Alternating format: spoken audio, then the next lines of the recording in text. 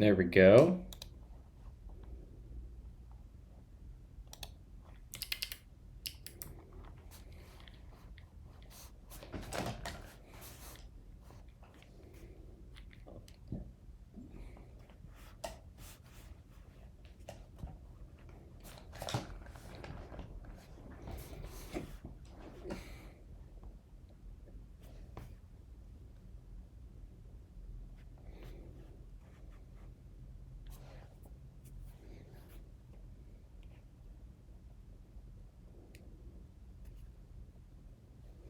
All right, there's that.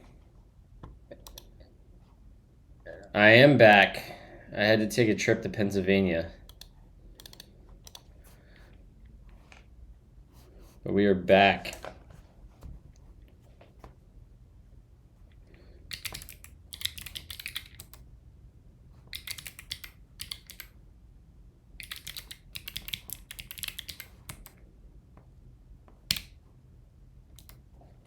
All right, let's get everything updated here.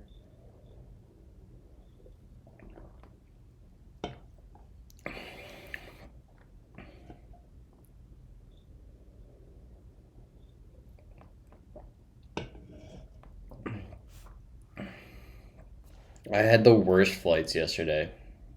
I was supposed to have like 2 1-hour flights, and I ended up getting stuck at an airport for like 7 hours. Horrible.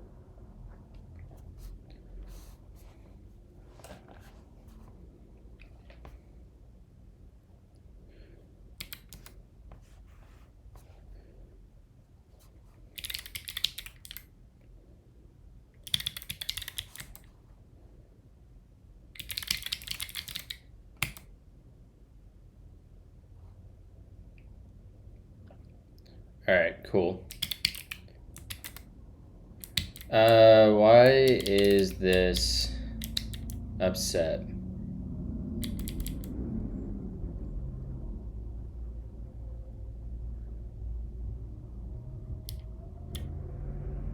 Effect.exit.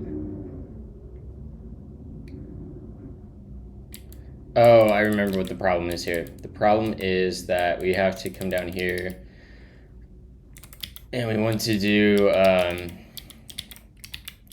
return new parse result dot fail. A new parse result dot parse issue. Is that what it is?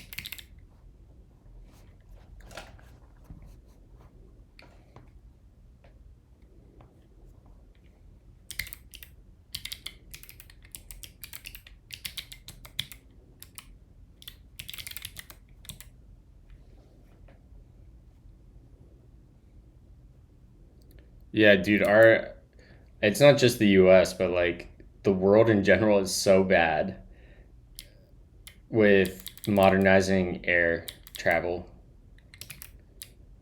New parse result.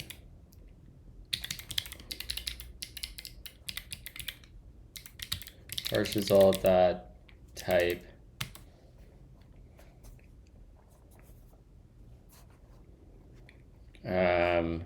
This takes the AST.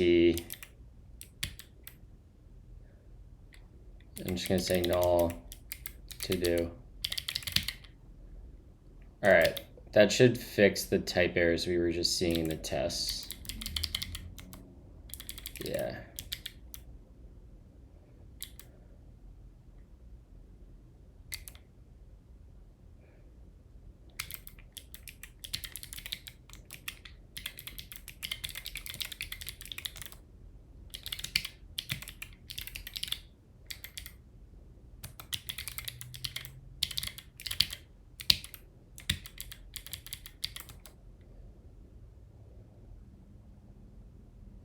All right.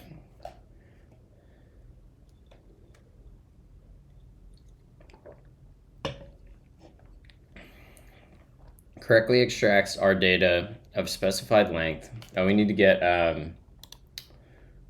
the Twitch chat in the window.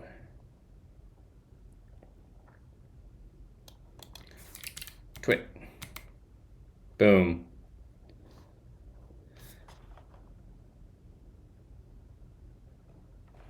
Yeah, thank you, Offie.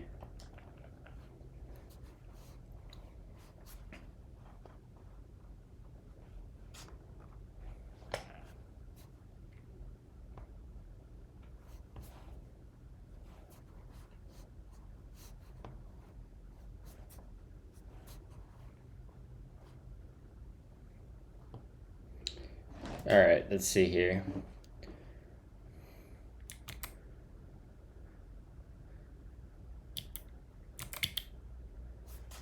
Should we see if Claude Code can figure this out? Let's see the test that's failing.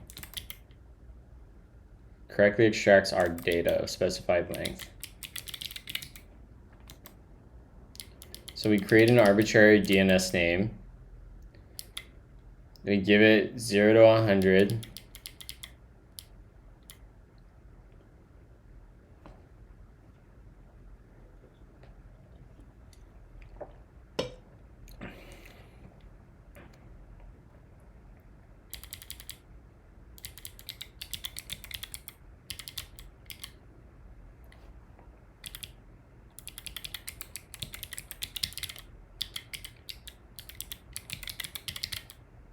That's annoying. I can't just do only on that. So what do we think is wrong here?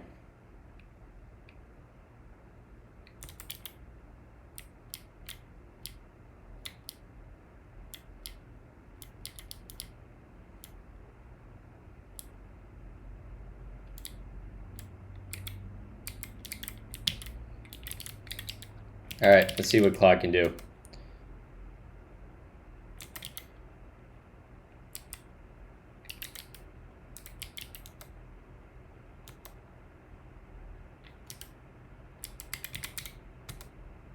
All right, well, knit.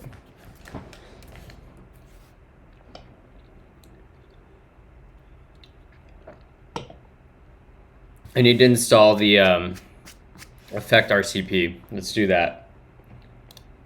That's a thing that happened. On X. Probably have it bookmarked.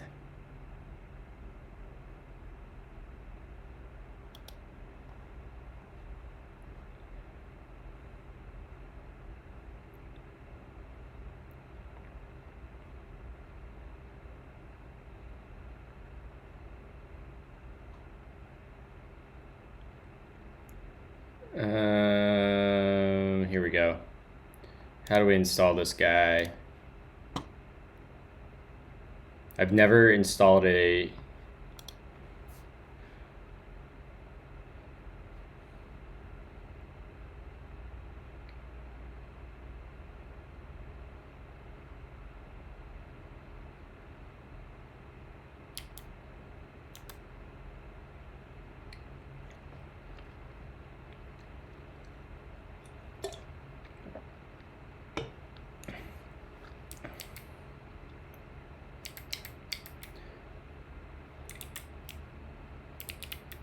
Why is the test failing? All right, let's see if I can figure anything out while we figure out how to install this.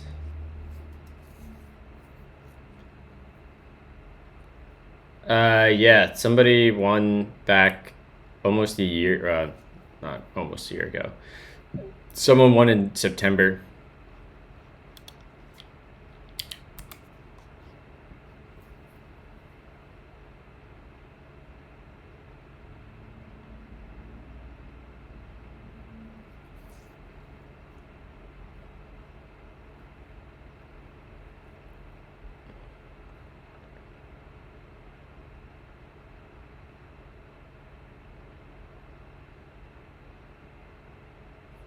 I said almost a year ago, but it's not quite almost a year ago.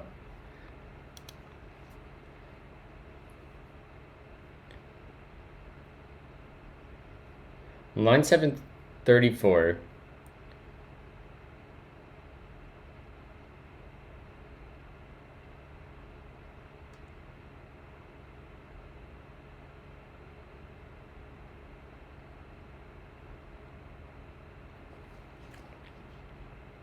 All right.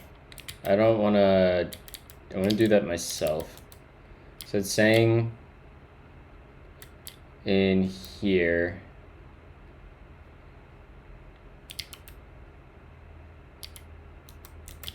So it's saying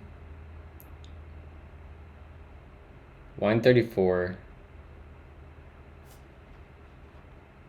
Separate calls using RD length plus 1 instead of offset plus RD length, which is extracting the wrong slice.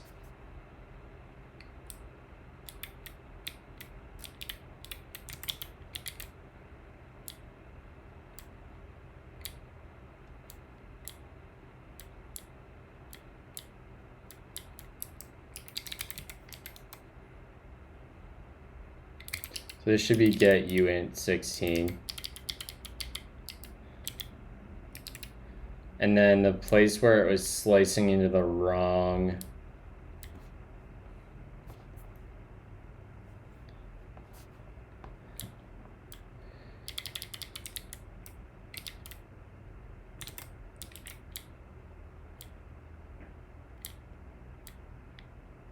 line 734,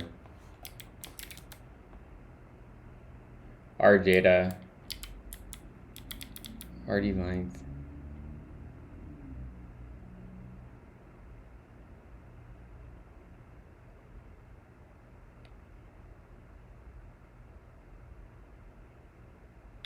Is that exclusive or inclusive? Why do I have two LSPs running?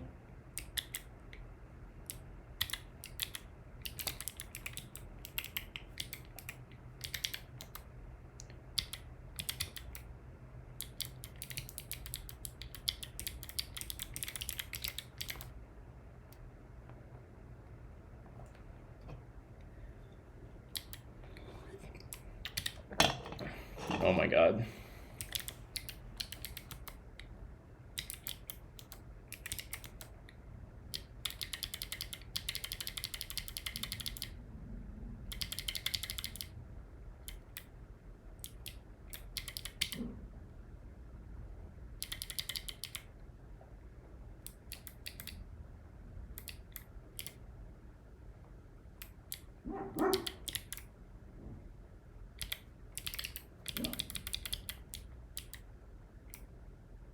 The subarray is with indices, not index length.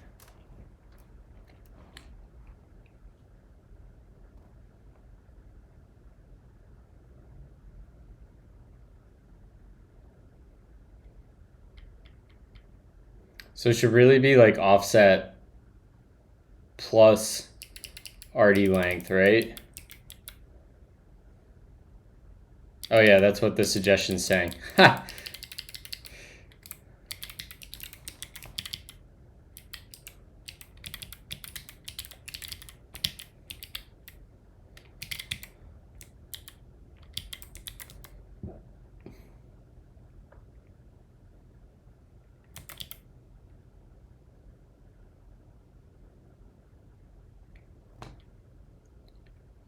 So looks like one of our tests is taking too long to generate mock data. That's almost certainly what the problem is.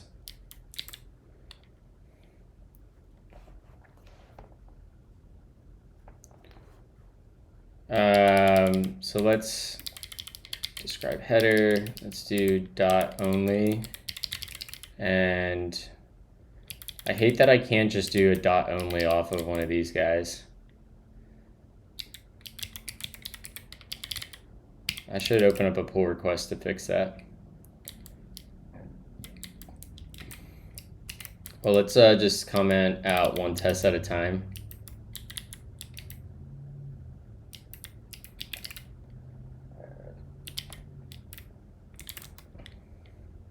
All right, so that passed.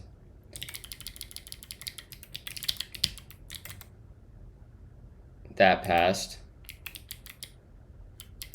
This doesn't look like it's filtering anything too expensive here. Yep, that looks good.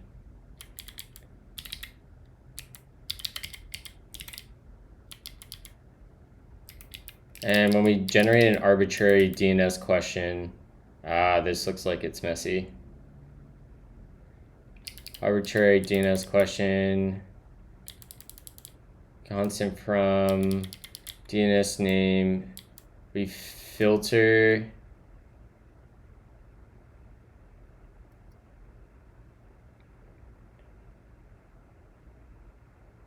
and a DNS label is, I think one of these is prohibitively expensive to make. It's probably this one. So we create an array between, or no, we create an array of arrays,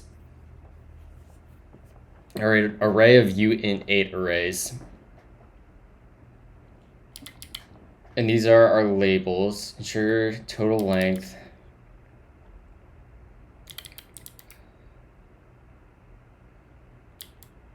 Yeah, that makes sense.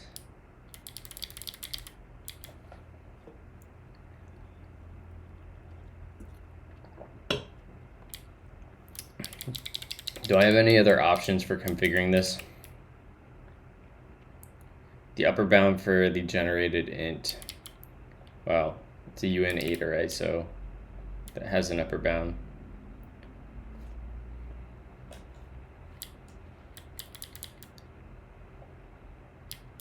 I'm guessing this thing is taking a long time to generate arbitraries.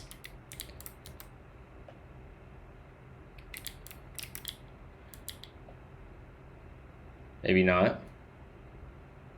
That looked like it worked reasonably well.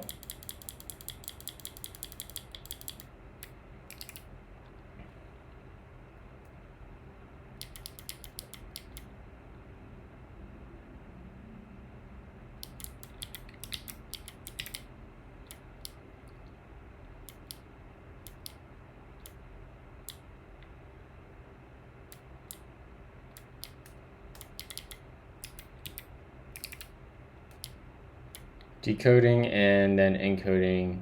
Yeah, that should work. Yep. Decoded question has valid queue name structure. Okay, it seems like a reasonably good test.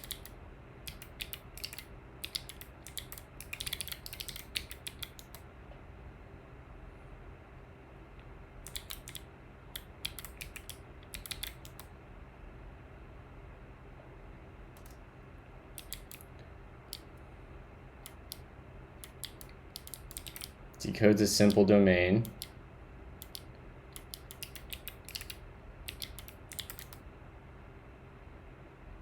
Okay.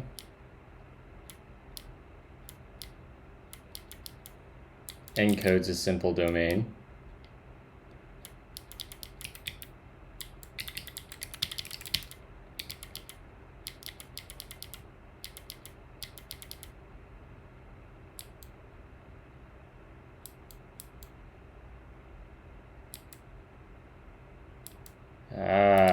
Okay, so this is, there's another describe block here.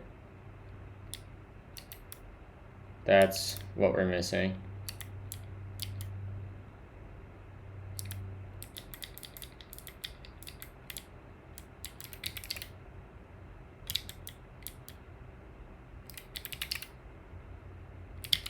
And these should all pass.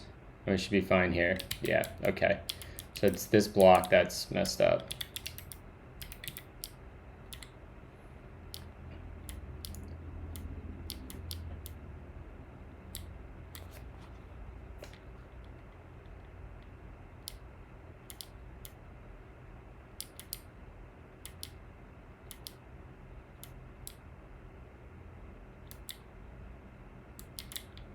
So let's come in here and say dot only.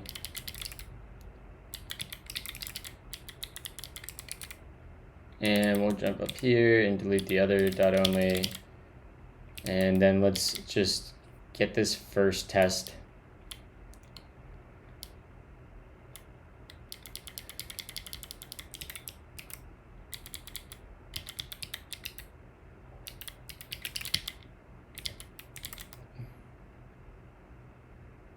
Okay, so yeah. One of these arbitraries is taking too long to run.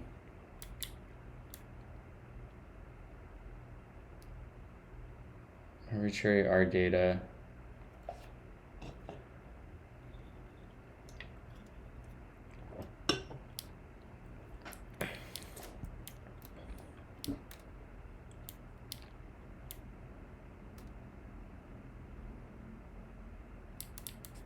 I wonder if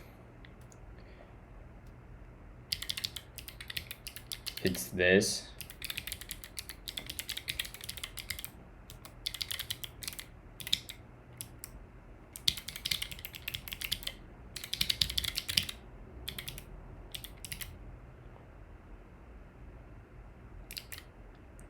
What up, JMS?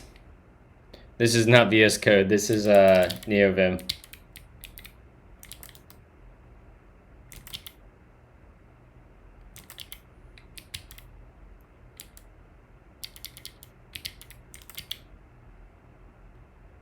All right, so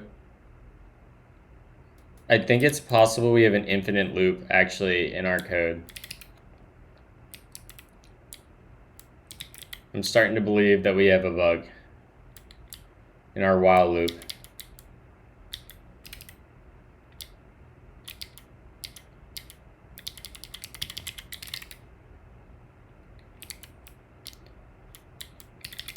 If we come in here and we look at this,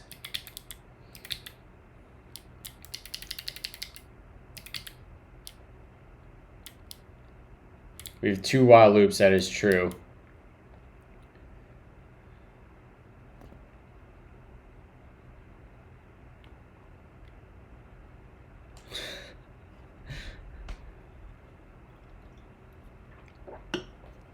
Don't you use the VS Code type checker or whatever? No. I use the language server, like the default language server for TypeScript that's bundled with VS Code rather than TS server.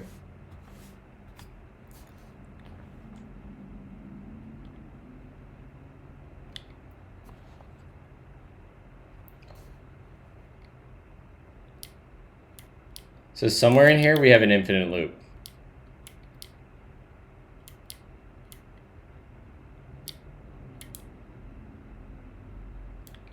All right, let's get open our, actually let me install this.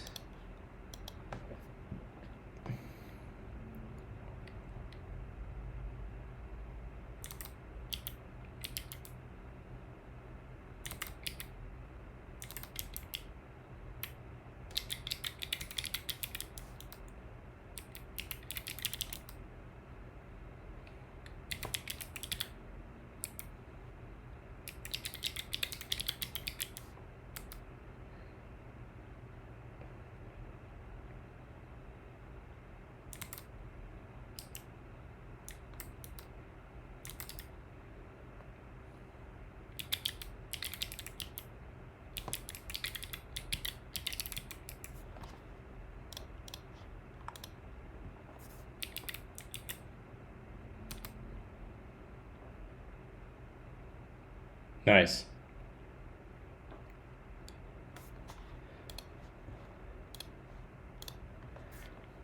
Yeah, I'm still waking up, Kraut. I got paged 3 times overnight with false alarms that I gotta fix up today. And one of my dogs got sick overnight.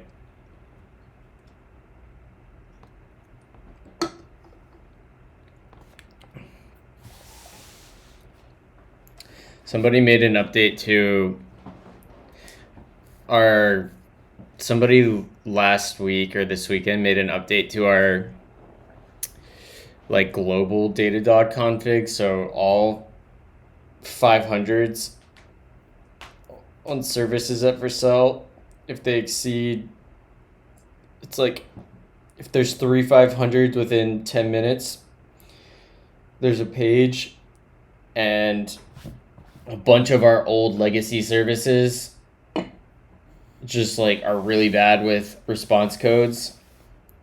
And so I've been getting paged for old domain services that aren't in need of urgent care. So I got to go through today and fix up a bunch of 500s.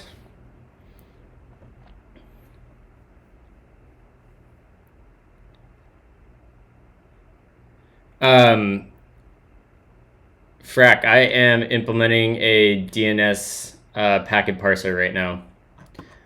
And we just wrote at the end, or last week we wrote the compression, I guess decompression really. For resource record parsing, we wrote the decompression part. Really, we wrote the whole parsing of resource records.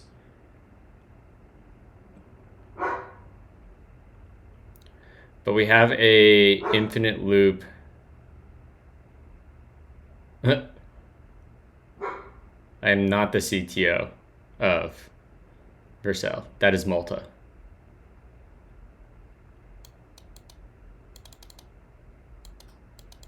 All right, let's see if we can pick this up without AI's help here.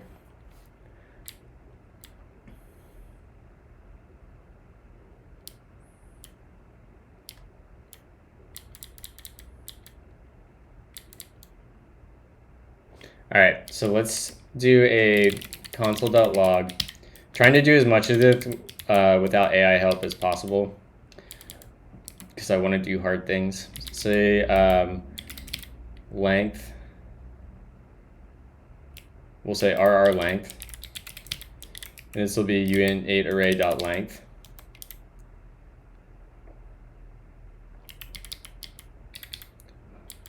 And then we'll say, during the outer loop, we'll say, oh my god, I gotta get Winnie's to stop barking. She's driving me crazy.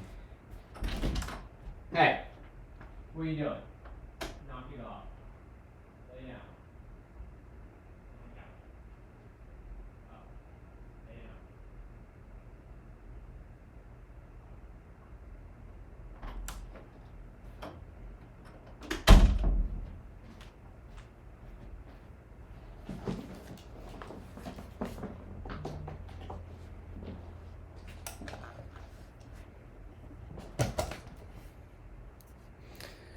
We'll do a little message attribute here, and we'll say outer loop, and we'll say offset is going to be 0. We don't need a length.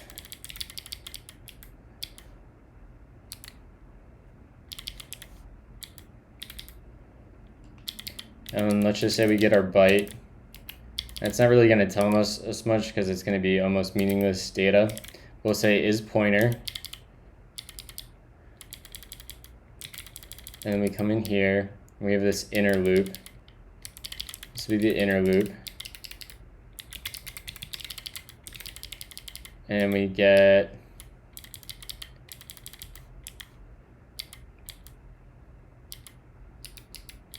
let's just see what we get doing this.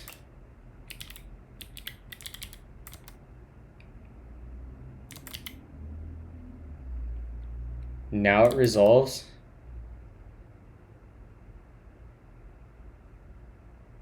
What?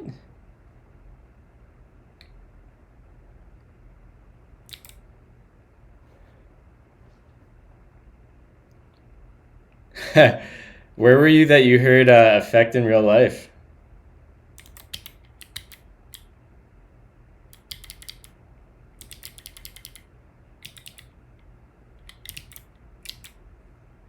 Did I comment out this test? I'm betting their test is commented out.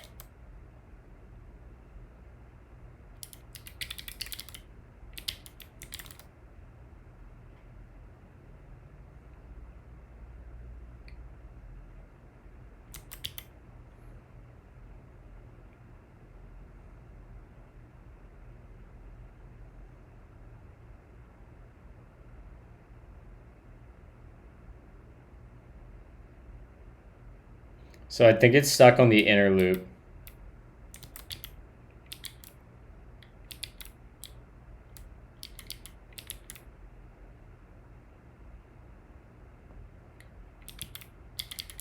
So let's take this, and we're gonna say in here,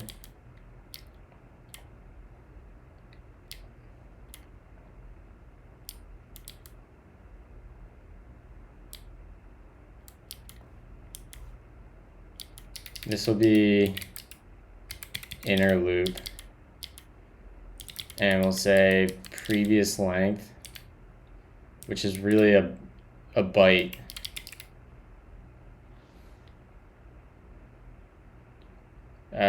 What else do we have? We have previous offset.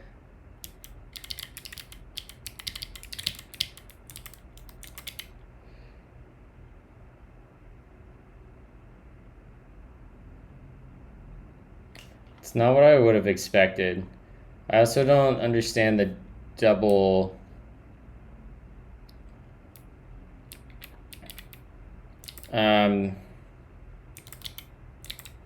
There's a setting I can turn on to make this run only once. It's like fc.configure global, and then we can say max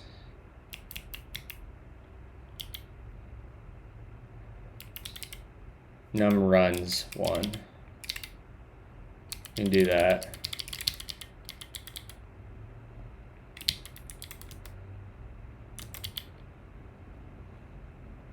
Outer loop.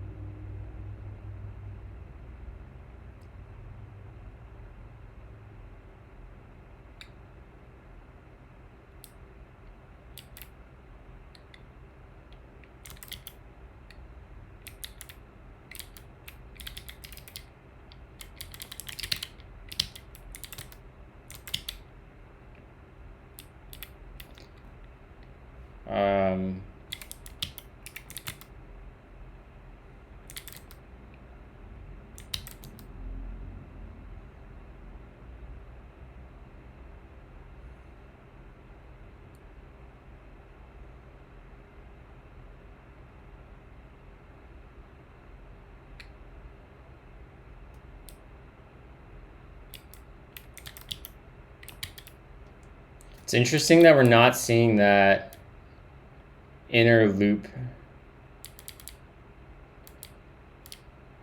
While true, we see that happen.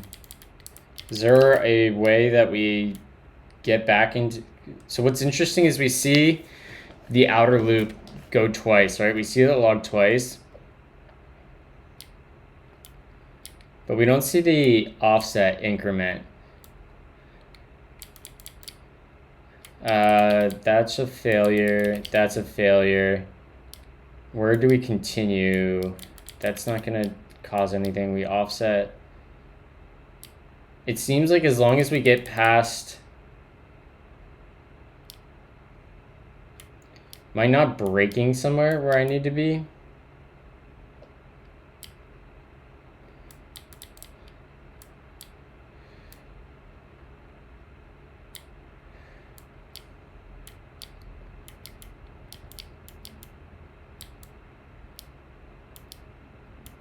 Is pointer. If it's not a pointer. Alright, where's this loop at? Come over here. So that's the whole loop.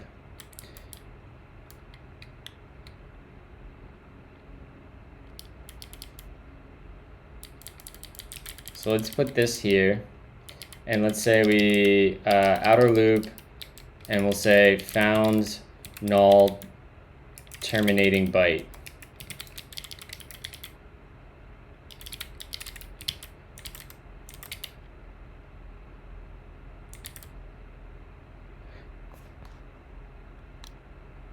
I don't know why the offset's not changing.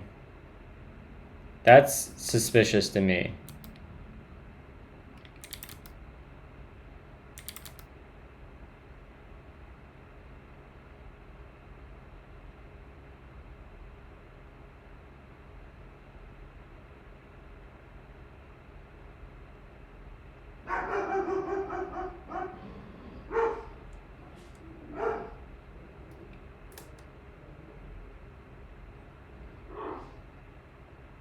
I don't know what's happening in this case right here.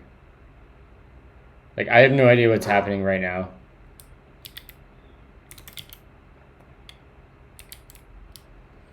We break. There's no other loops out here.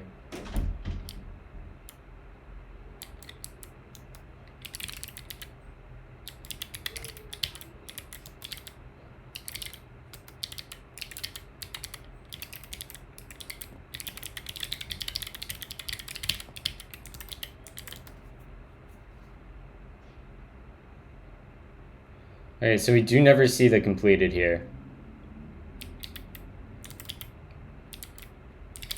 So let's add another log.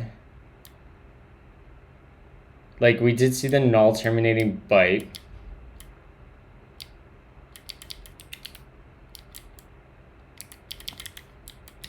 Not a uint. TTL is not a uint31. Not a uint31.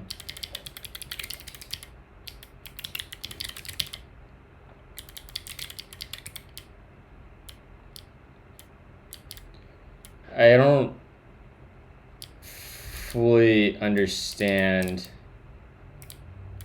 where else this could fail.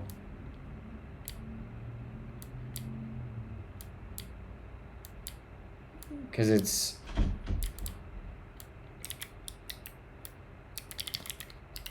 message outer loop complete.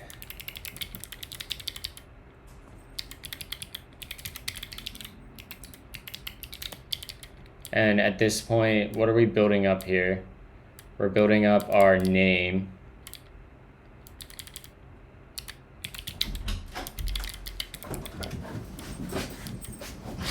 Good morning, guys.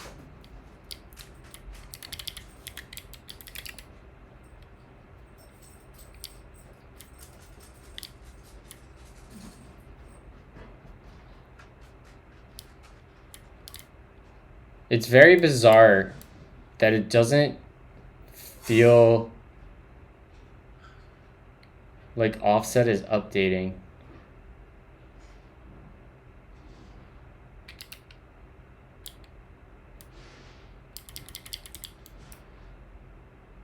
Is it because I think this might be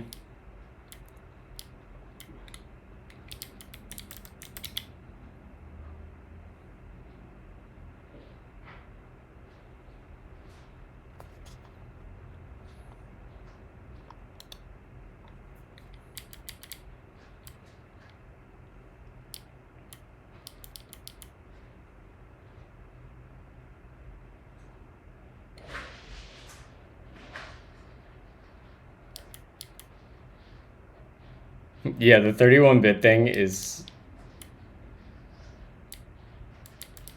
So it feels like the offset is possibly a closure issue.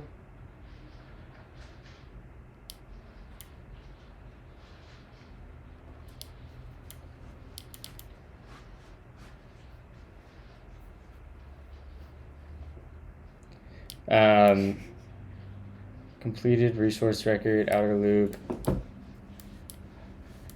Let's add name to here. It's bizarre that that's 0.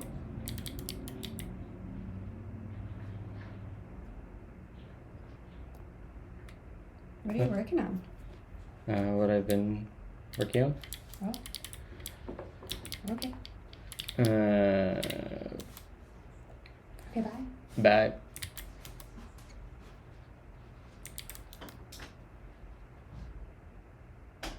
So we see outer loop complete.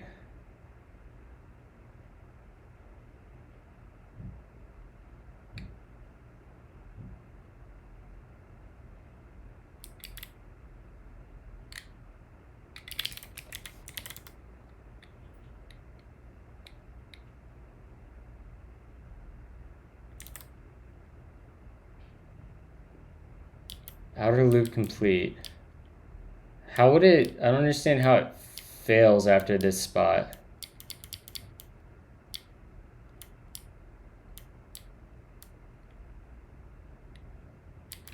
Can these? Oh, this should be get uint first of all.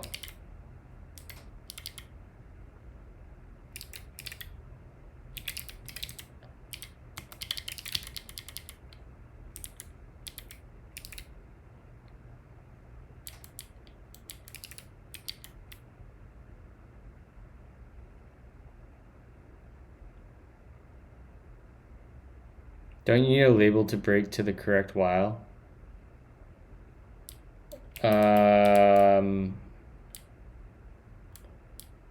I might. So we push the name there, which name is a label. This is actually a label, right? Like this should be a label.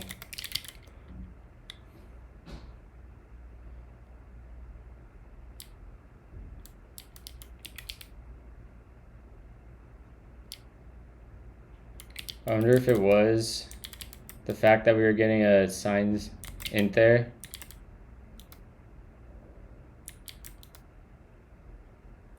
I bet that was the problem. We were getting this feels so much better now.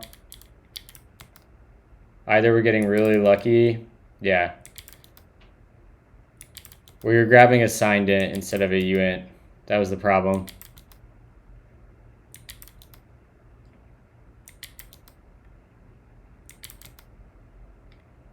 Yeah. Okay. I was grabbing an unsigned, or I was grabbing a signed integer rather than a unsigned.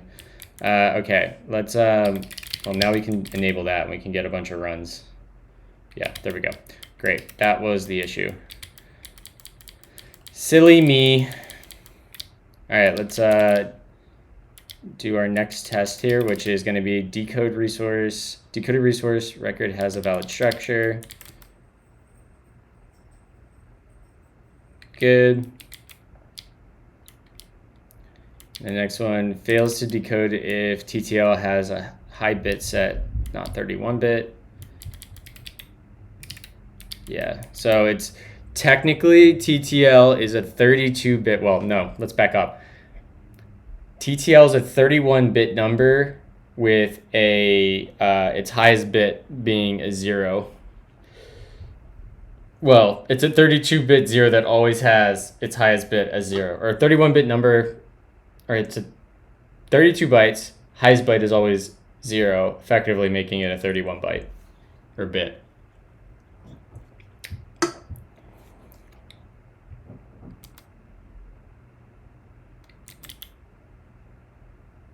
Sweet. That worked. Decodes a simple A record. Let's go.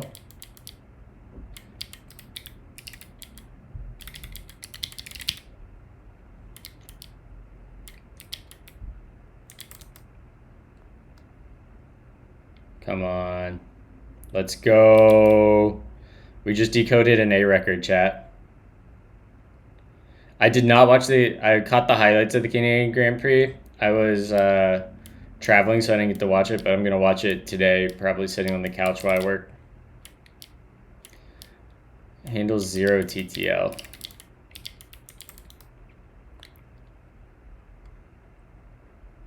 Let's go. Handles the maximum TTL.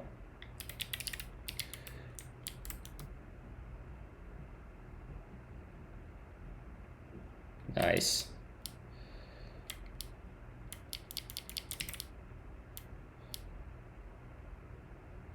All right, and the last test is correctly extracts our data of specified length.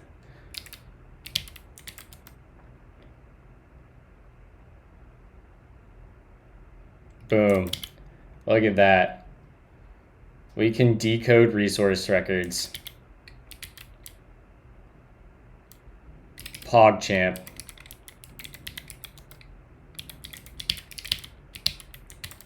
We've got like a real DNS packet parser now. We can basically parse full DNS packets now. Well, pretty close. We can't encode a record back yet, but we can basically parse and decode it. I can always decode these nuts.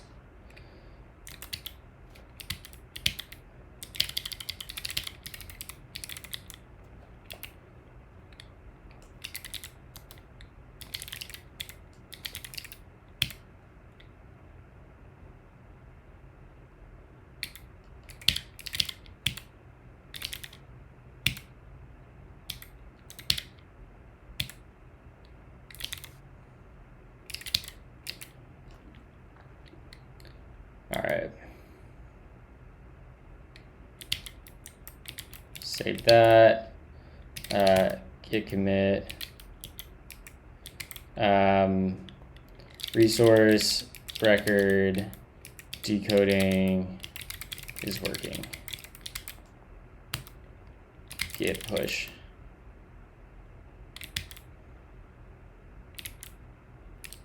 Dude, that's awesome. Now, encoding is going to be another beast. Oh, I'm so tired.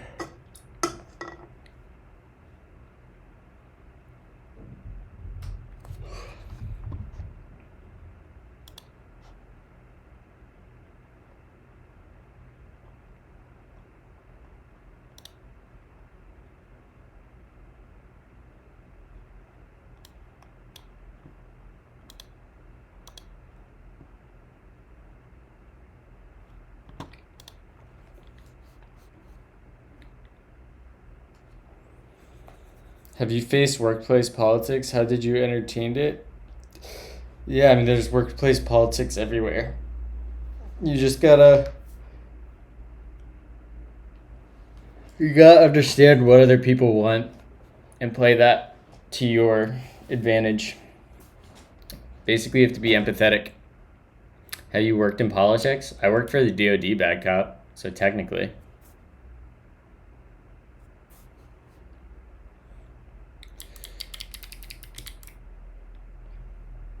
Crab rave.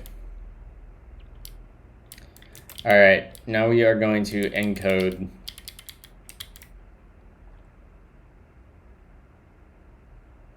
Encoding the name is going to be so tricky.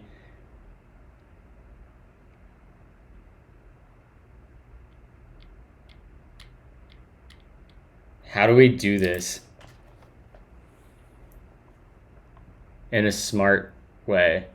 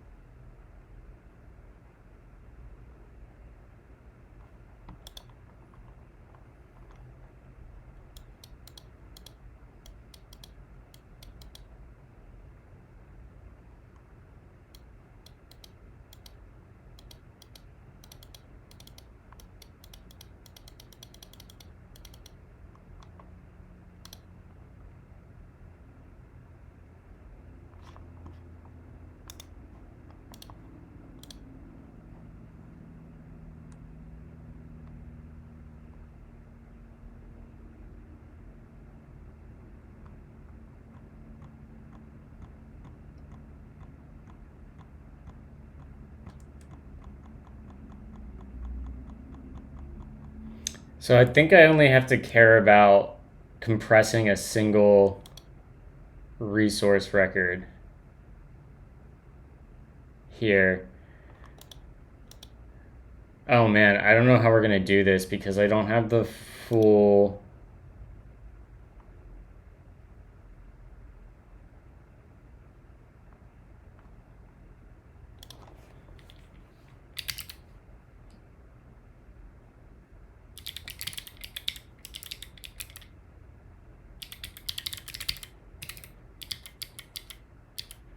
So we have the message here. This is just a resource record. Do I not have a type for a resource record yet?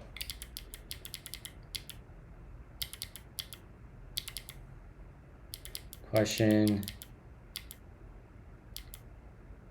I do. I just don't have the type.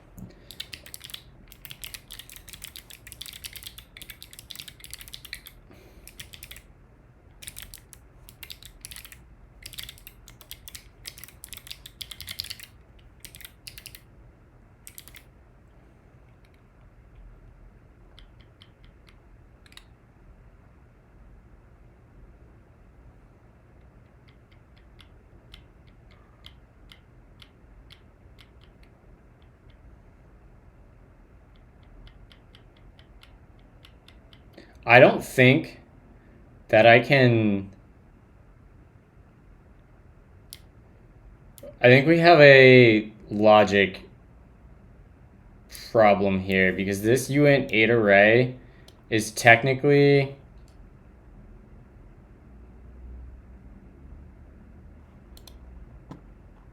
the full message. Because if we're looking at this, at the compression here,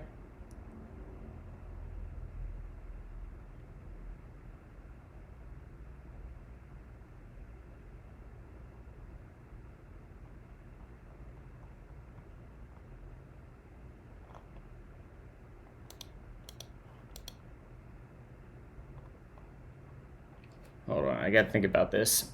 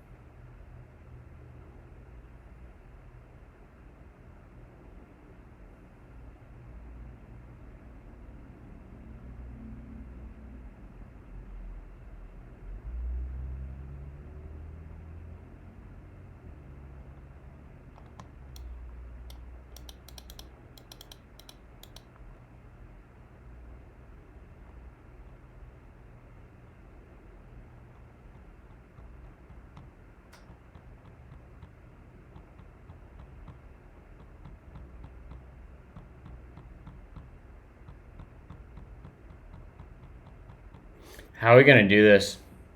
So the problem right now, chat, is that I wrote the resource record decoder under the assumption Like, we're not gonna ever hit this inner loop. Because, like, the pointers, if we hit a resource record with a pointer, we don't have the uint. Like, this uint 8 array is a slice that comes in. It's not even a slice. It is a view of the underlying memory of the whole message. So when we have to go to jump backwards, like, we don't have this. The uint 8 array that we're looking at doesn't have this. We need a way to, like, pass in the current offset.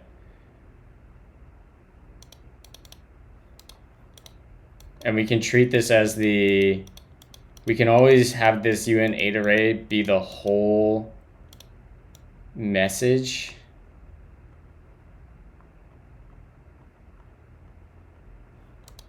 Oh man, this is actually hard.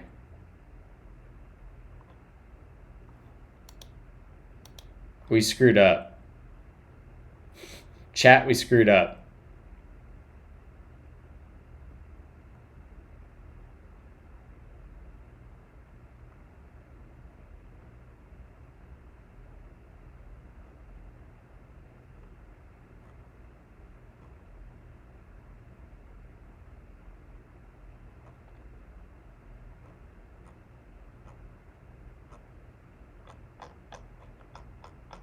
All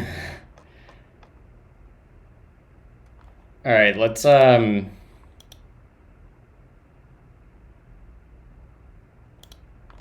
let's fix our resource record.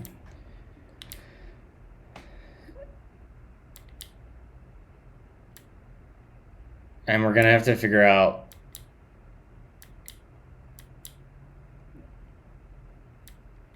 what to do here.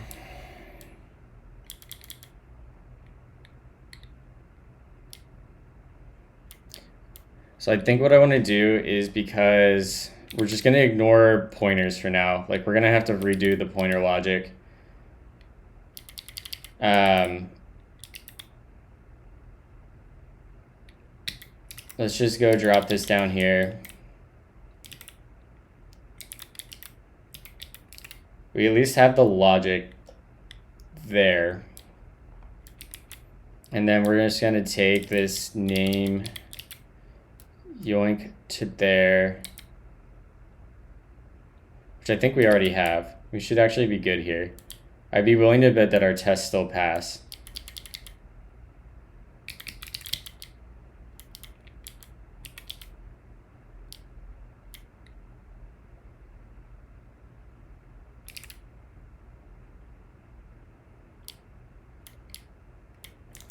Which theoretically, if we run our tests, we should see everything pass. Yeah. Because we can't even inherently pass anything with pointers, because we're only looking at the resource record and not the full message. You need the full message to jump back to the pointers and not just the individual resource record.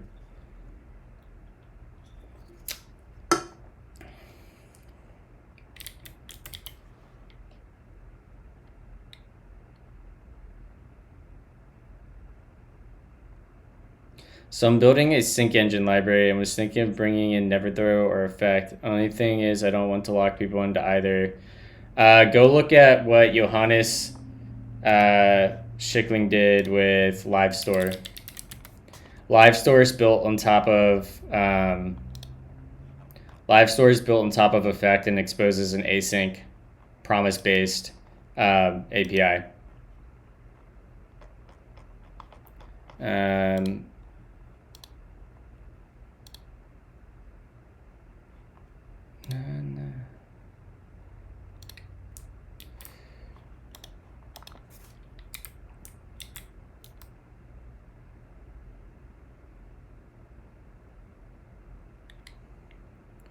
Yeah, that's what I do at work too. Let me see if I can show you a good example of how I wrote this at work.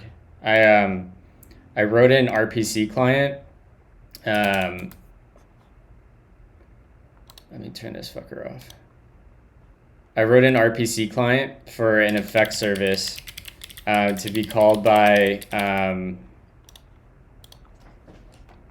other non-effect services. So like we have a bunch of microservices at Vercel, and I am building our service in Effect, obviously. And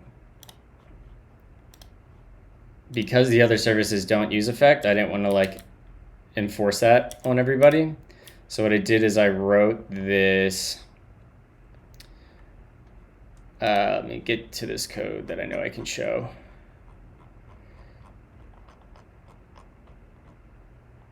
Where are you? Right there.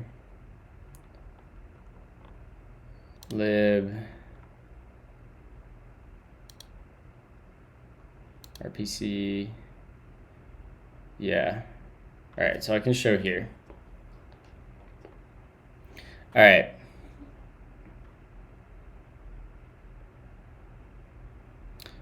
I was, Kraut. So we have like this RPC client right here, right? And it's just your typical, that's your effect boilerplate, but it has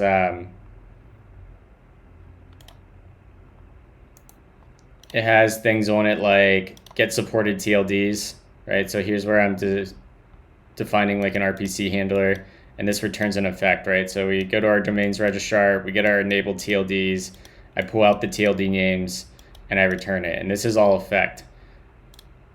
So then I have this async client here, and this is the one that exposes a promise API.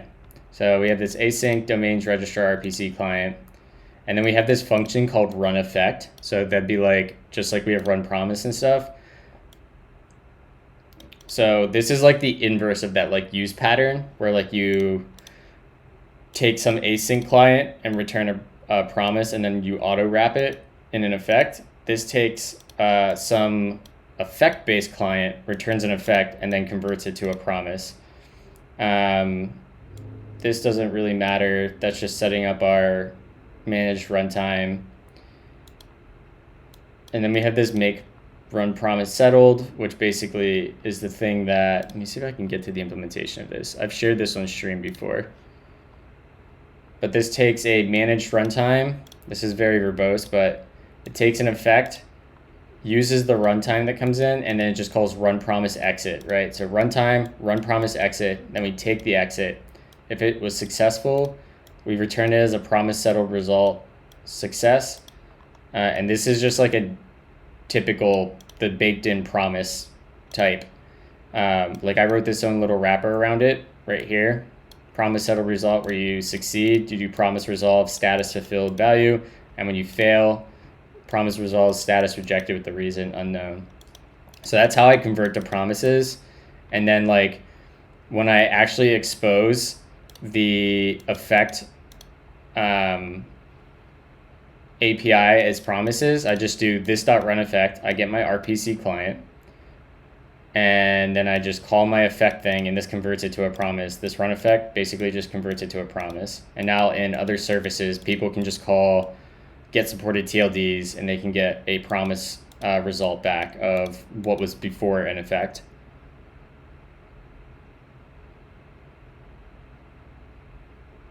It doesn't, it does not type the errors right now because I'm using the baked in promise settled result type that's like in TypeScript. I could easily add the track the error type, but I just haven't done it. And if you want that, just use effect. But yeah, run effect takes a function. I get my RPC client. I pass my RPC client to that function. I do some stuff with tracing, and yeah. I don't currently, but I will, right? Because we'll have other domain services that use this RPC client, and in that case, we'll just use the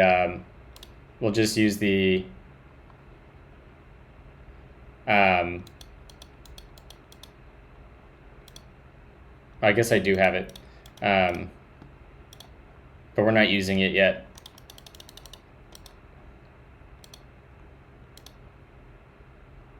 But yeah, so that's how that works.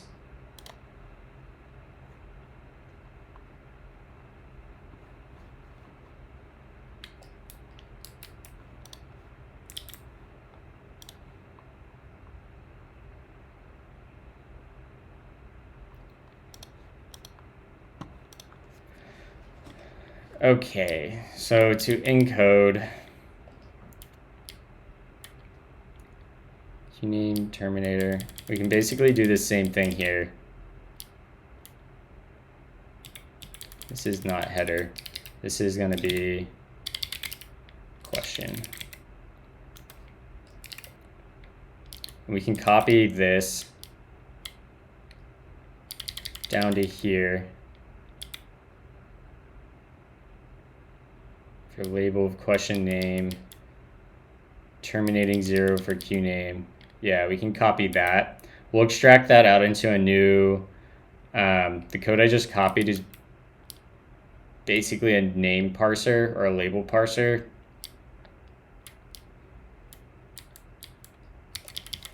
So here, let's get rid of Q name. And this will be that. And we'll change question as question to resource record. And that will be name. Q name will just be name. That will just be name.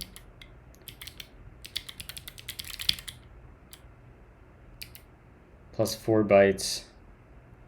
Terminator and Q fields offset. I don't think I need the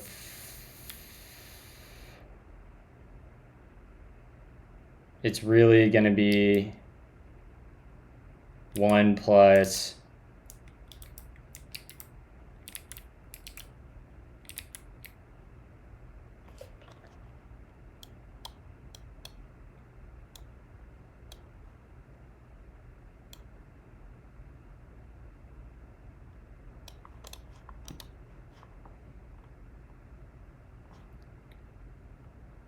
tried to theory craft rage bait. Just throw an enum that tells you what type of error it is.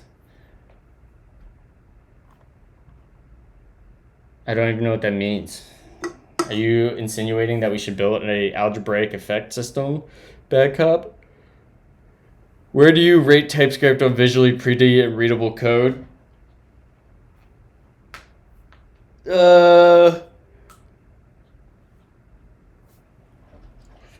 Maybe like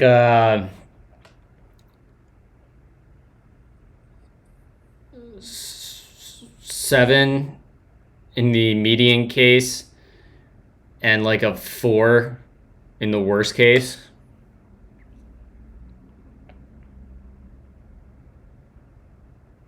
I don't have a problem with enums in TypeScript. I do have a problem with throwing.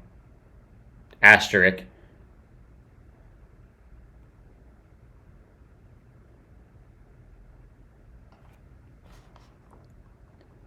If you genuinely are using, I think like throwing can be a good way to break out a recursion. I think it's a useful tactic there.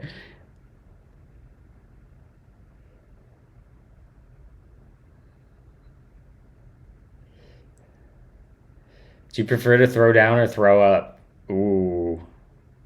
Depends what kind of night I'm having. I wouldn't dare. I wouldn't dare what? Break out a recursion with throw? I have OCaml code. I literally have OCaml code that's like filter maps that I break out of with recursion. In fact, I think that's how filter map is implemented in OCaml under the covers, is they throw. They throw and catch inside the interface, which I think is fine. Like if you're not exposing the thrown error outside of your local scope, like I think it can sometimes be a genuinely useful control flow operation.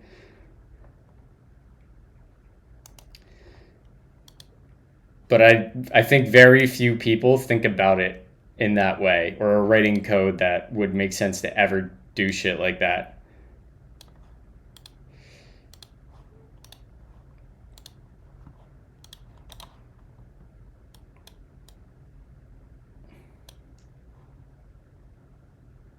This gap's gonna piss me off right here. There we go. I want to get this wide enough that I can have no scroll bars.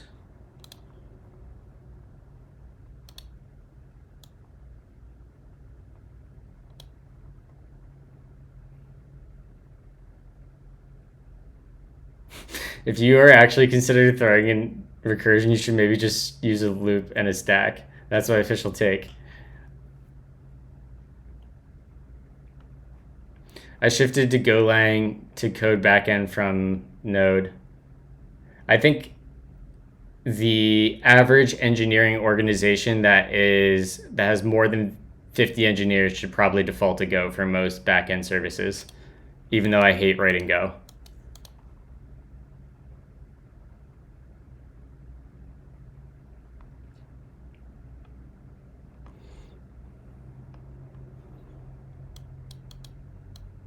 So we get the length, and then we have 2 bytes, 2 bytes, TTL, which can be, which is technically 32-bit. So that's 4 bytes.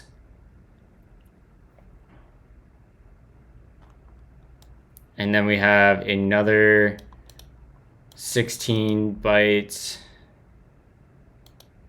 or yeah, 2 bytes, I should say.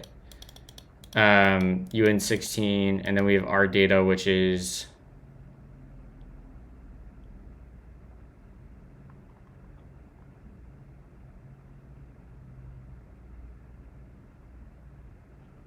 I don't want to use Go, but your org probably should. Yeah. Yeah. It's like, don't do as I do as I say. I've seen so much shit across so many engineering organizations that it's just like, just use Go. I'm sorry.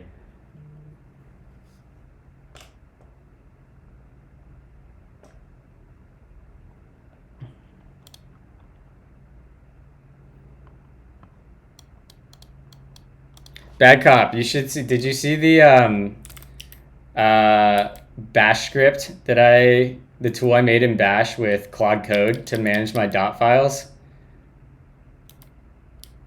I vibe coded this with Claude Code, and it's so good. It's so useful. This is too much code to review.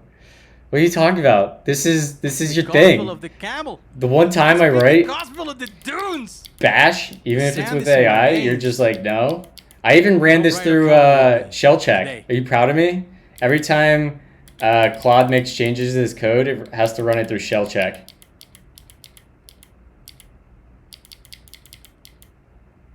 Shell check is for noobs. Listen, I am a noob at Bash. I could have wrote this in TypeScript, and I didn't. And the only reason I didn't is because I got started. This originally was supposed to be just a script for pulling a font from a private Git repo, and it turned into a full config management tool. That's fair. But I'm very happy with it. Like, I got my... one thing I love is that I have the completions. I generate fish completions, so I have like this all good. I can benchmark my shell, make sure my shell's not getting fat or slow. It's just like everything that I wanted Nix to be that was hard to do. Why fish over Zish? Because Z shell is slow. Z shell is slow. Dude, it nailed him on the first try. Completions.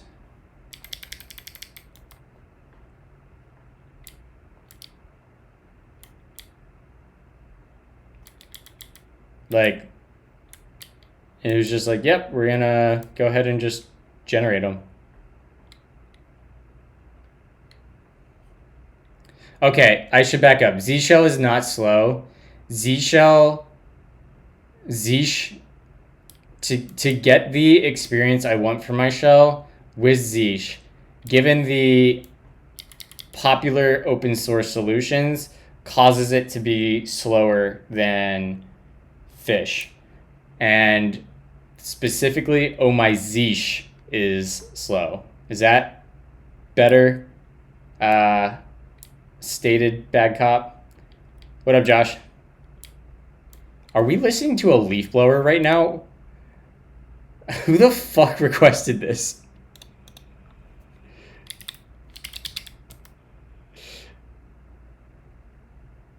Fucking Kraut. Alright, it's only 10 more seconds. 15 seconds.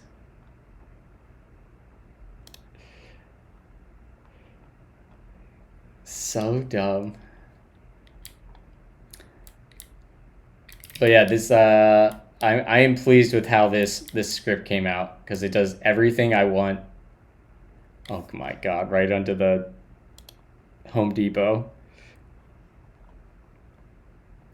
This is what my day list was. Edgy progressive Tuesday early morning. Yeah, I am new shell curious. It is something that I want to take some time to play with. But I haven't got around to it yet.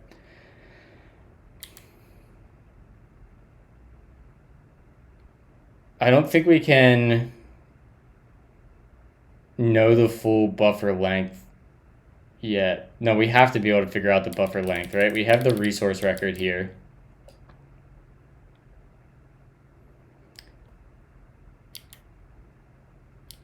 Terminator. Yeah. Terminator. There we go. We got some Kingdom Hearts.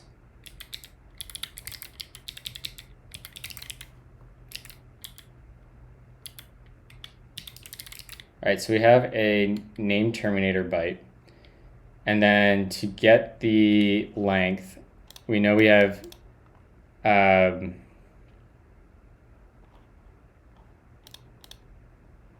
there is 4 bytes there. So we'll just say Terminator plus 2 plus 2 plus that TTL will be 4 bytes, right? 32-bit is 4 bytes. Yeah or nah? Yeah. Plus 4. And then we have plus 16. Or no, plus 2. Sorry. And then our data plus type plus class plus TTL plus RD length.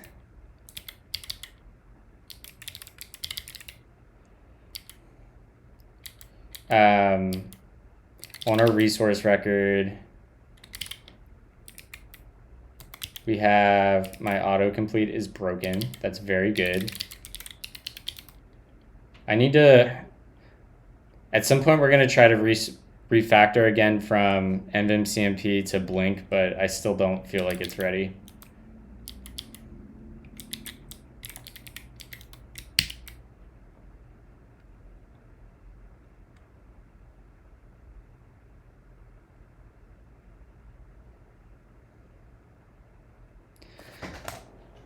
Fish on Mac, Linux, new shell, and Windows. Fish is nice, but I am invested too hard into POSIX C syntax. That's fair, bad cop. Brother, Brother,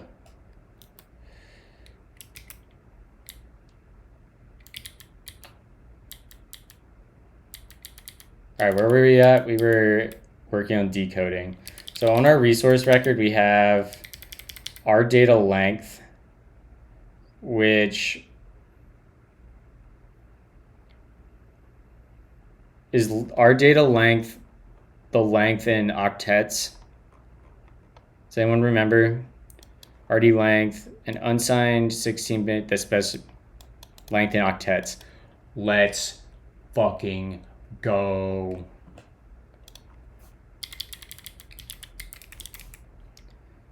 Resource record dot RD length.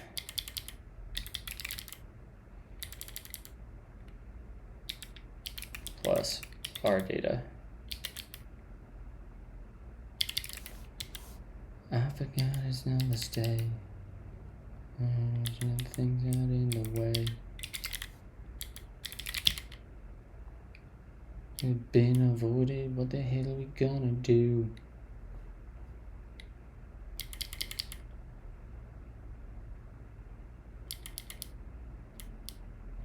All right, so we're in this for loop and we're encoding the name labels. We break out. We've increased the buffer length. We create that. We go through the labels. We rewrite them. We write the terminating bit. Now we have to write in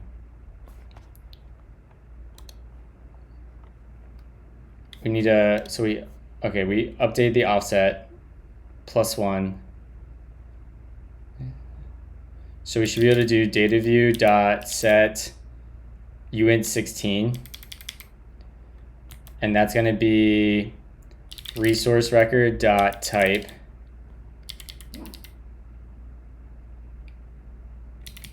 that takes the offset, so that should be right offset, and we'll do another we'll add it. Hold on, this feels like a bug. No, it's not. And that is for little endianness, right? Yeah. Then we write offset plus equals 2. So we just moved from, we wrote this, we wrote the null terminating byte, we moved here, we wrote the resource record type, and then we moved our offset's right here right now, so we need to move 2 bytes forward. So we move here, our offset's here. Now we write the class.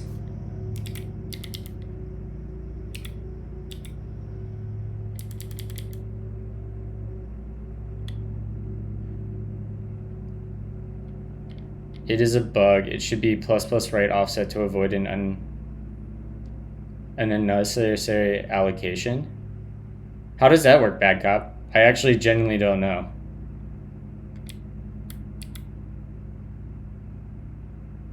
Why would doing it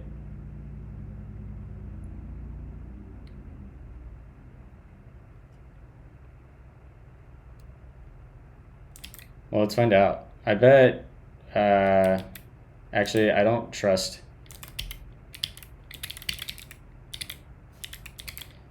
does ++ value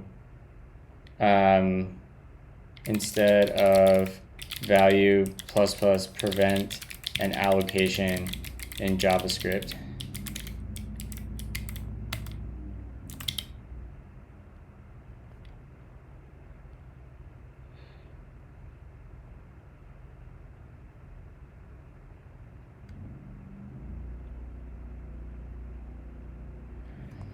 No. Both pre-increment and post-increment perform the same underlying operation on the variable itself.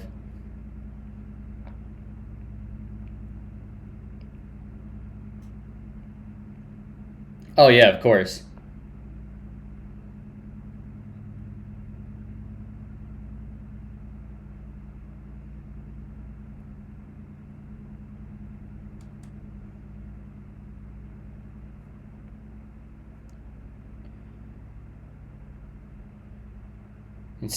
In C-like languages, ++ variable increases the value first, then returns it. while variable plus plus returns the value first, then increases it. Yeah, I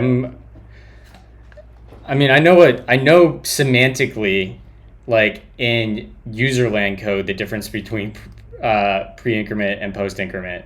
I'm trying to figure out like what happened, what bad cop's copying.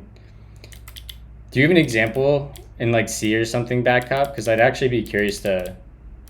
This is like the first thing I've ever written where I'm working with like binary and bytes. I mean, I wrote a base 64 encoder and decoder once, but I guess that kind of counts.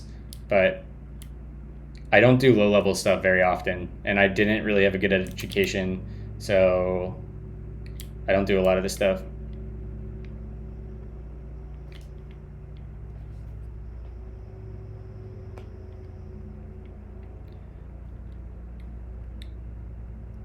All right, encode.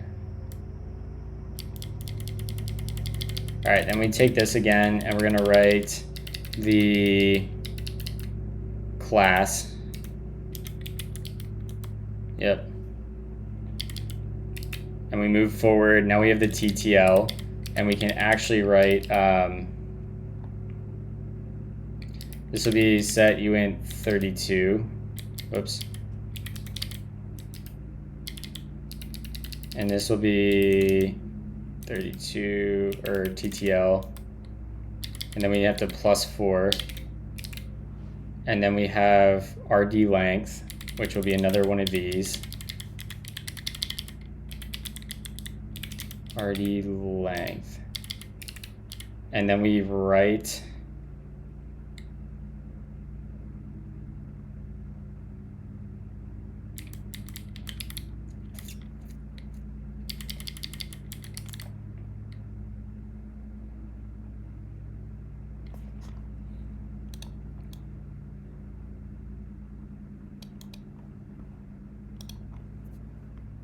I think then we just do data view.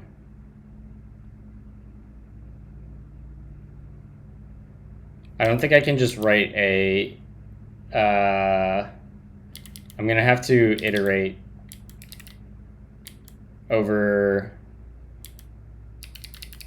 the number of bytes this is.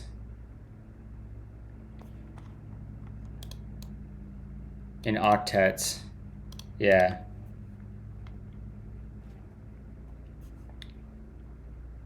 So for let index equals 0, index is less than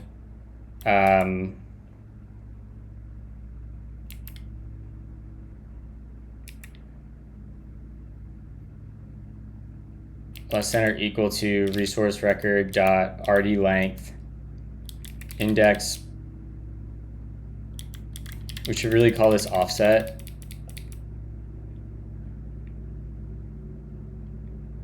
Is it offset?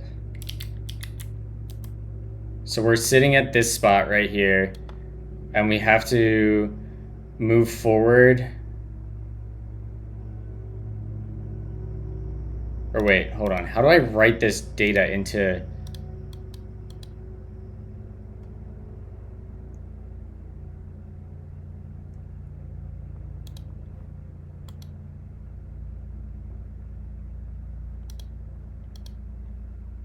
Set uint 8. It's split into labels.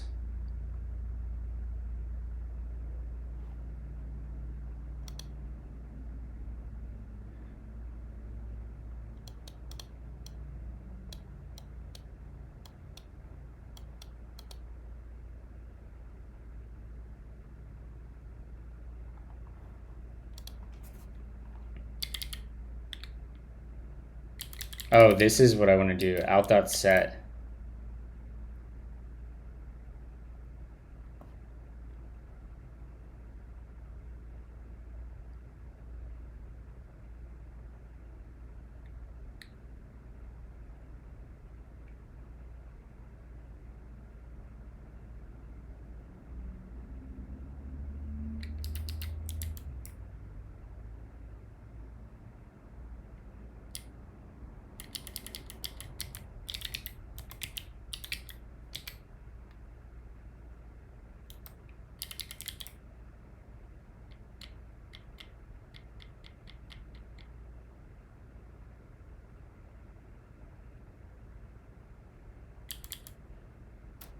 I think I can do alt. I don't think I need this loop here. I think I can do alt.set. And it would be resource record.rdata. And then this writes to the right offset. And then I think that's right. I think that's right. And we can extract the, I think we can extract name parsing to its own thing since we're using the same code in both places.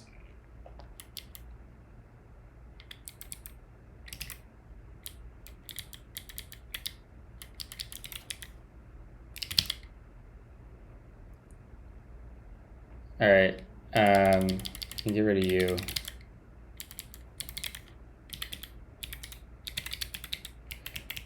Encode.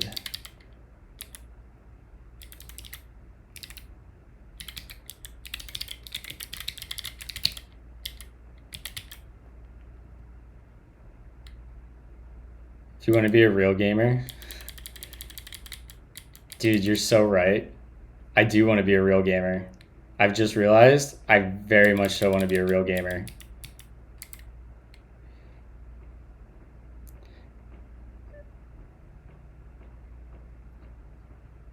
Is that, does that post increment bad cop?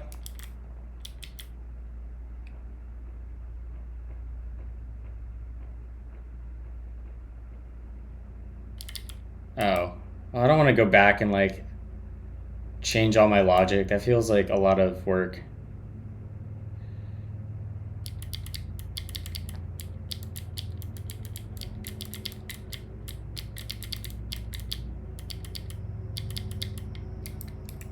So I could just do it here, right? That's what you're saying? I think this is what you're saying.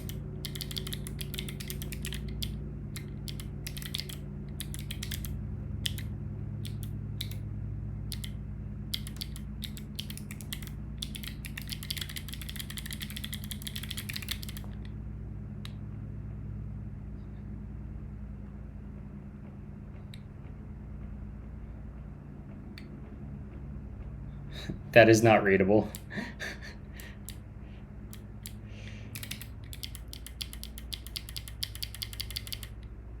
What are you talking about? This is perfectly readable. Stedos. I don't know what about this is not readable. This is very clear what's happening right here by a quick glance. Like, look at this. This is just beautiful.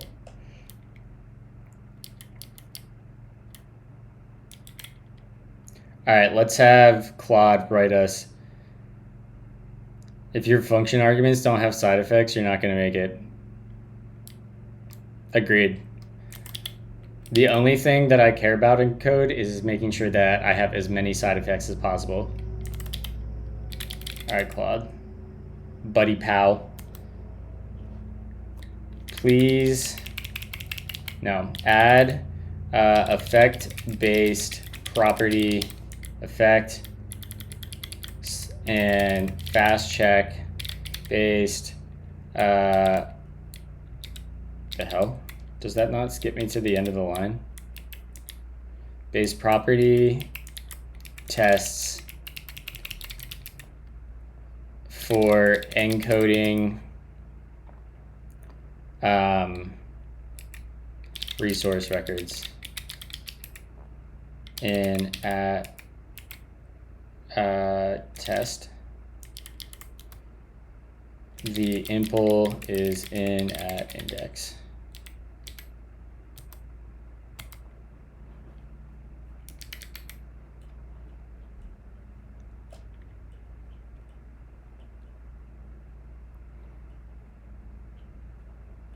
This guy cannot get enough effects, side effects or otherwise. I write EffectTS. I only use effect in React.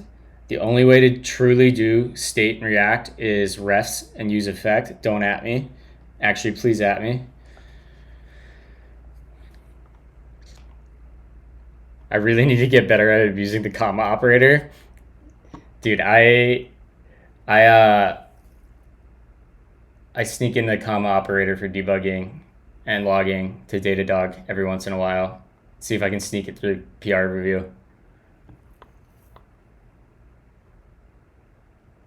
Yep, round trip. Good, good, good. Proceed with the implementation.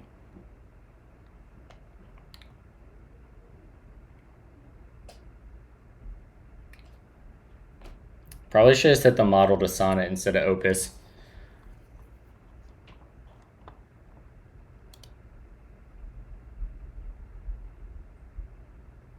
No, Cloud Code is not free. I have it expensive work. Cloud Code's actually kind of expensive.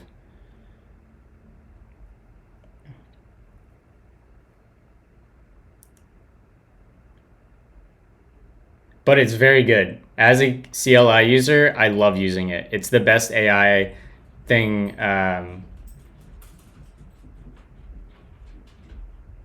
This is like without a doubt the best AI experience that I've had. It's the only thing I want to use. I'm gonna try open code soon.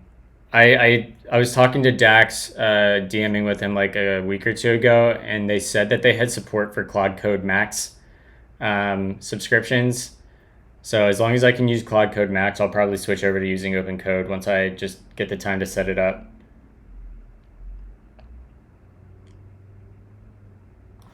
We can go look. Let's see. I want to just GitHub's bad, so let's just do SST open code. Did they release the new branch yet? Like, is this merged in?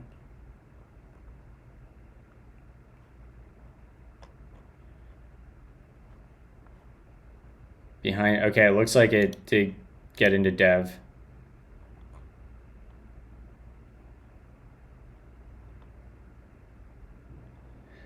I don't understand Cloud Code subscription. It's awesome. I love Cloud Code subscription.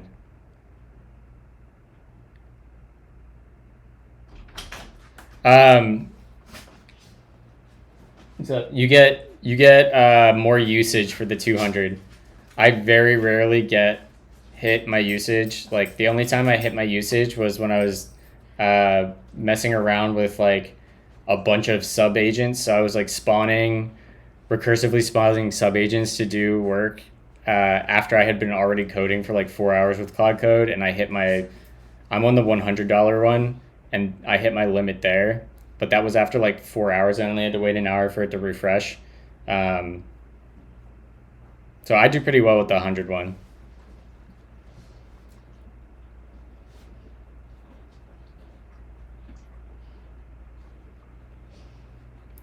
Basically, yeah, it refreshes every 5 hours. Yeah. What am I on right now? I'm on Sonnet. Okay, cool. I am on Sonnet. Great.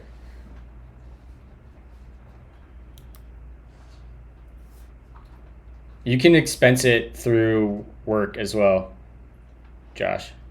Assuming you're the Josh, I think. You are.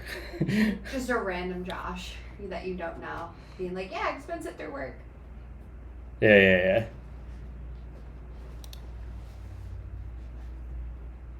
We are all Josh.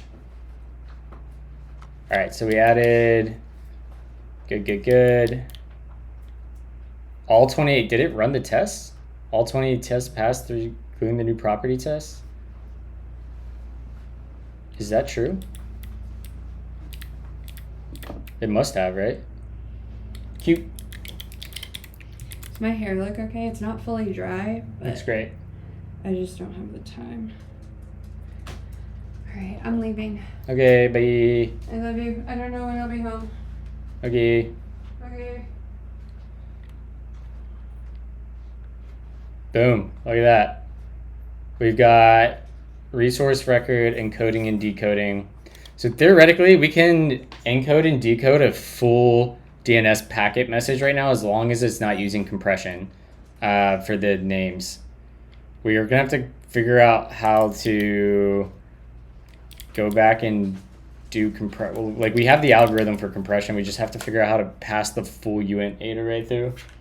I just got new stickers on my laptop. Nice. I forgot to show you. Love it. Show chat.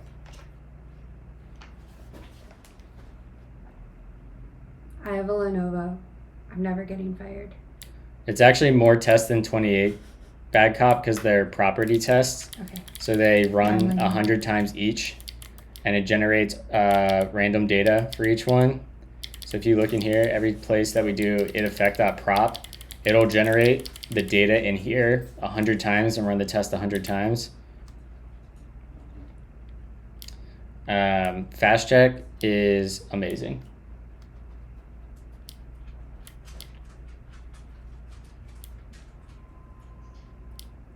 Is it deterministic? Yes.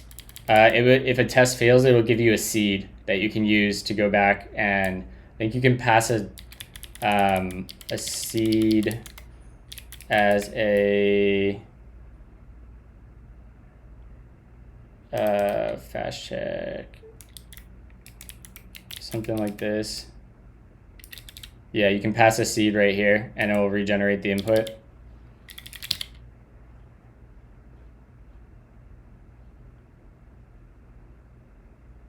It's a Lenovo, or it's a Carbon, X1 Carbon, right? Sure, he walked away. Okay. Winnie, do you really have to bark like that already? All right, I'm going to take a screenshot of this.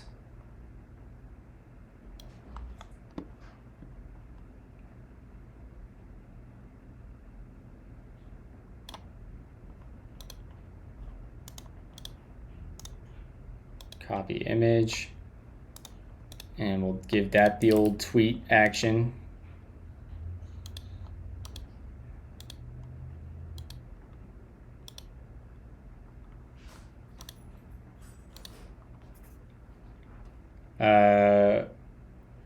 DNS packet encoding and decoding and encoding is done with the exception of name compression.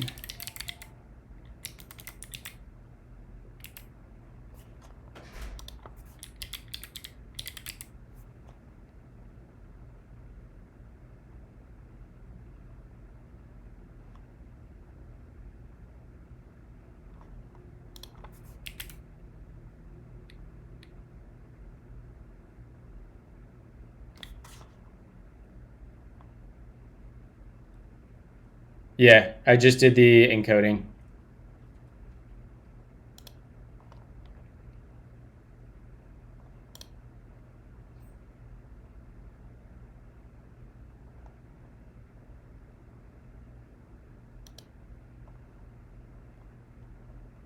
Let's go. Let's go. It's meditation time, hot dog.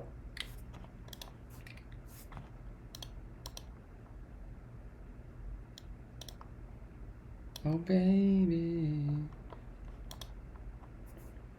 What's the challenge, bad cop?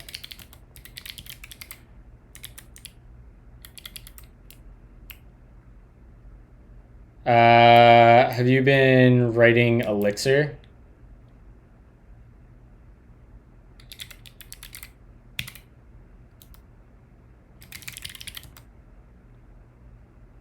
Perl.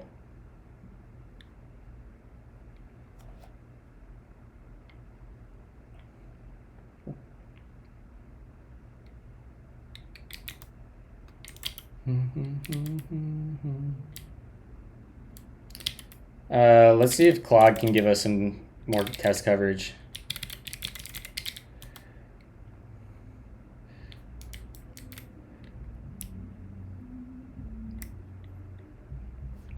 review the test suite,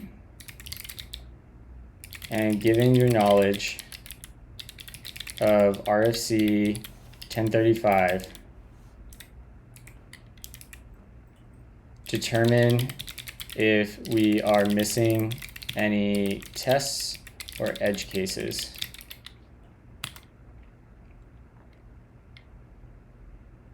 It's the hottest new language from the 90s. Python, Java, OCaml, Ruby.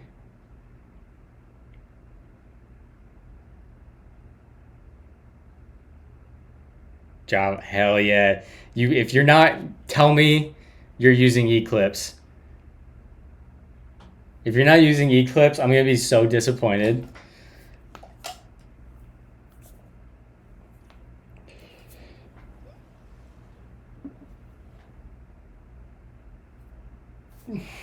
How is Eclipse doing nowadays? Eclipse, Java. Oh, dude, beautiful site. They don't make them like this anymore. Better than ever. The Eclipse delivers what you need to rapidly innovate. Support to Java 24.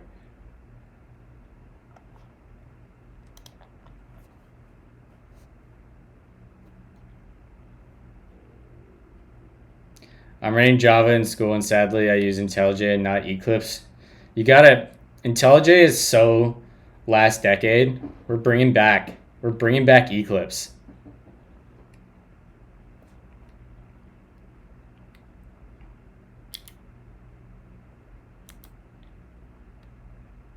Why did it query the effect docs? That was silly.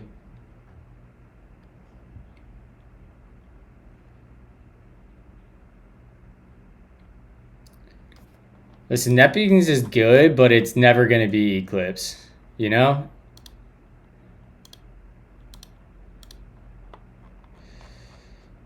It's just like, it's so good.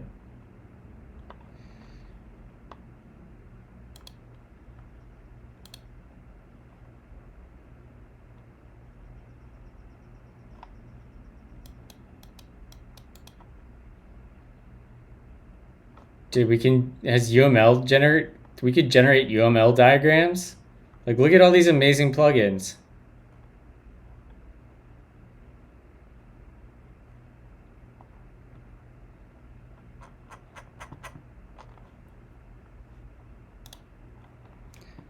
All right.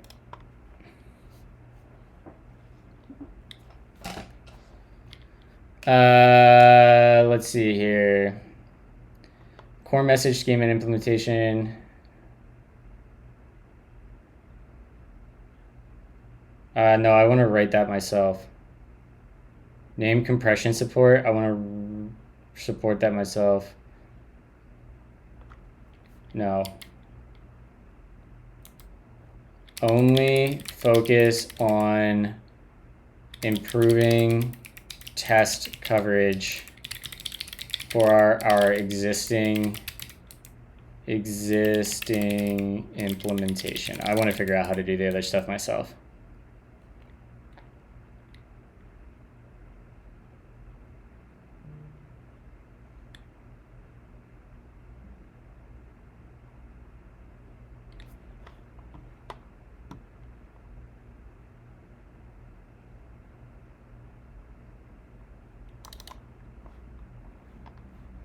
Let's see here.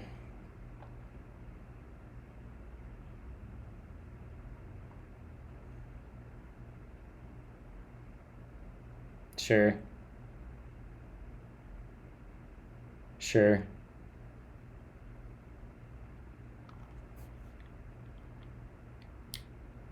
Sure.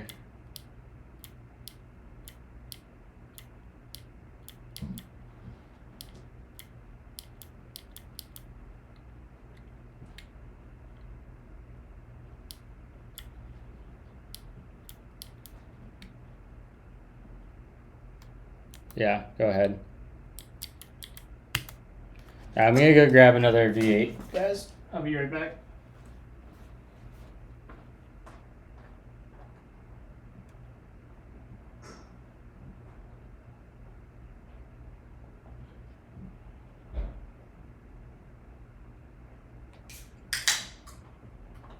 Winnie. Hey. Hey.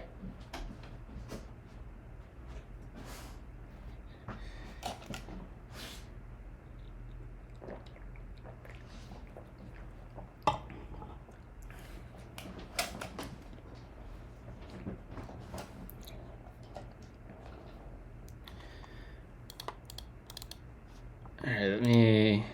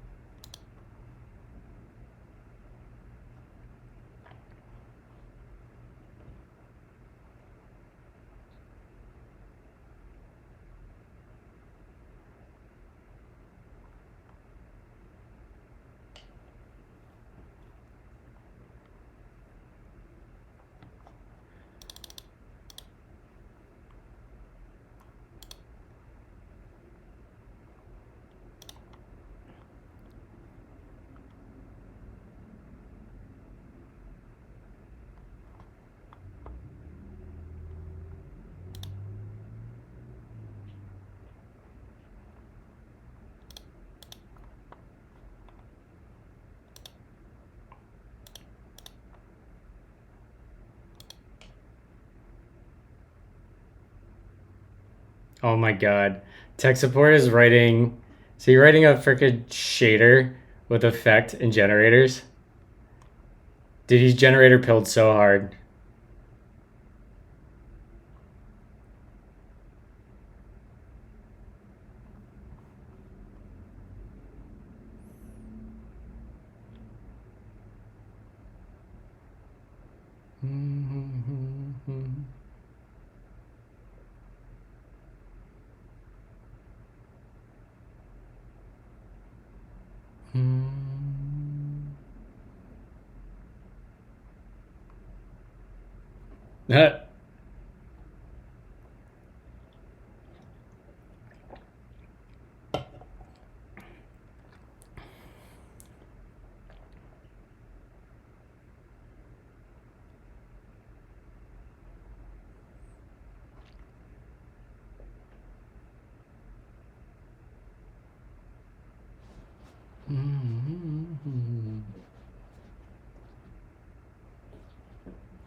Oh, we failed.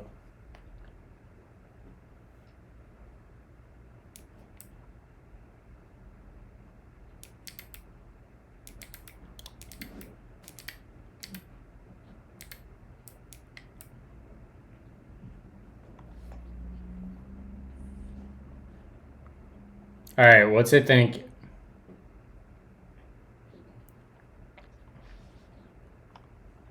The 255 byte name limit test is failing because it's not actually enforcing the limit correctly. The test or my code? The truncated resource record test is failing because the error handling isn't catching the data view access error. Don't fix the tests. The RData length mismatch test expects failure, but the implementation doesn't validate that. Okay.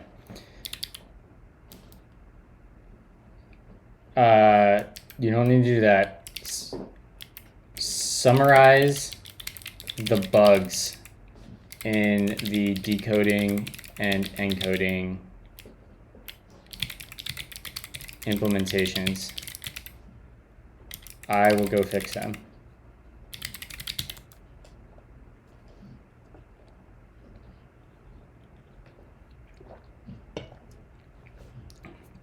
I'm explicitly not letting AI drive the implementation because I want to do it myself. All right, so we have missing 255 byte name length validation. All right.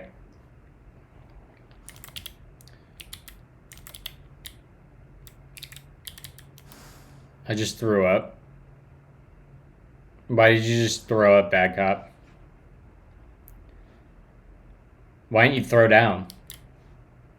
I thought we were choosing to throw down this morning instead of throwing up.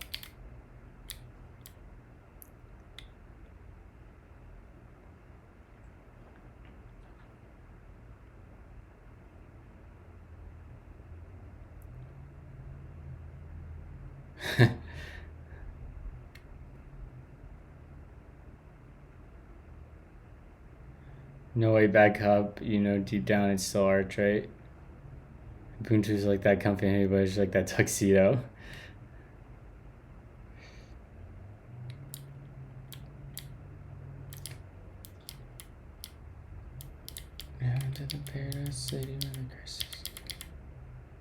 Alright, so we probably have to validate in here.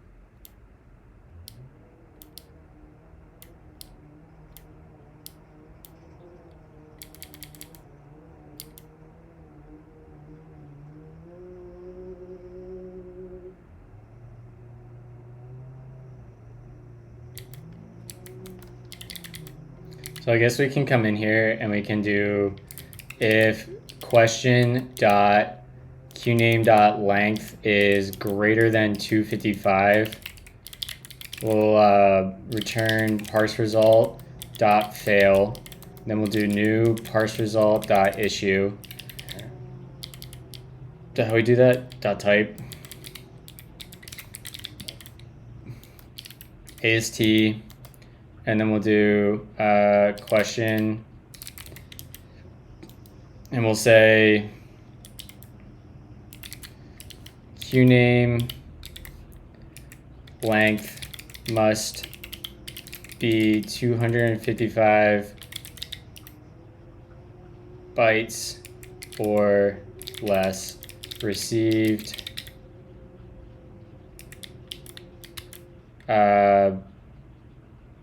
question dot qname dot length, and we'll yoink this, and we can go put this in our resource record. We should really abstract that extract name encoding and decoding.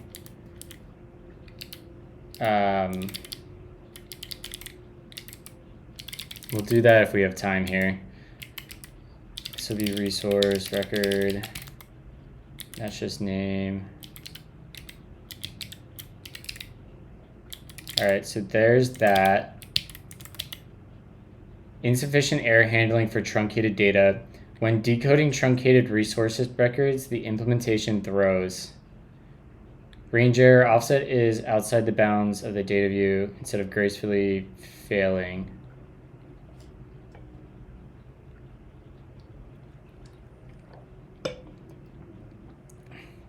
At 6:20.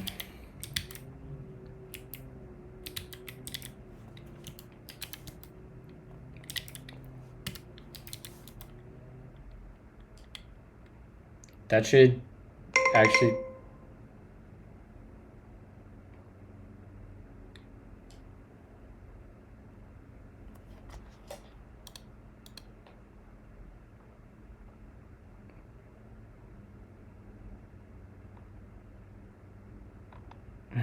okay, I gotta go, chat. Just got paged for an incident.